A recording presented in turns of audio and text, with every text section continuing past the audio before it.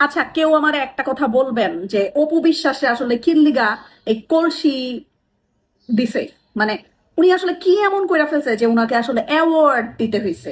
উনি বলছে উনি এই অ্যাওয়ার্ডটা পাইছে কারণ কোরবানি ঈদে উনি কোরবানির মাংস কাটতেছিল এবং এই কোরবানির মাংস কাটার ভিডিওটা অনেক বেশি ভাইরাল হয়ে গেছিল, এই কারণে নাকি তিনি মানে এই অ্যাওয়ার্ডটা পাইছে।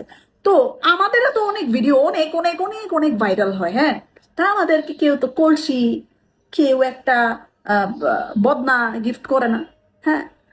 মানে আমি বুঝি না, অ্যাওয়ার্ডও এই জন্য দিবে? এই আপুটার কথা শুনে আমি অবাক হয়েছি। কোথায় চাঁদ আর কোথায় পাত, কোথায় ময়ূর আর কোথায় কাক? নিজে চেহারা একবার আয়নায় দেখছেন?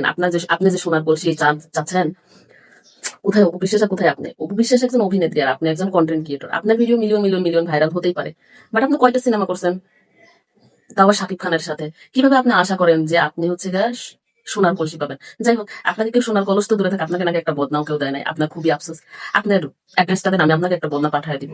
আর আপনাকে কেন বদনা দেয় না জানেন? কারণ আপনি মানুষের উন্নতি দেখে জেলাস ফিল করেন, এই জন্য আপনি বদনা করার যোগ্যতা আপনার নাই। তারপরেও আমি দিব, আপনাকে একটা বদনাই দিব, যেহেতু আপনার এত দুঃখ যে আমার ভিডিও তো মিলিয়ন মিলিয়ন ভিউ হয়, কিন্তু আমাকে কলস দেওয়া তো দূরে থাকে, আমাকে কেন একটা বদনাও দেয় না। ঠিক আছে, আপনার অ্যাড্রেসটা দিয়ে আমি আপনাকে একটা বদনা দিয়ে দিব।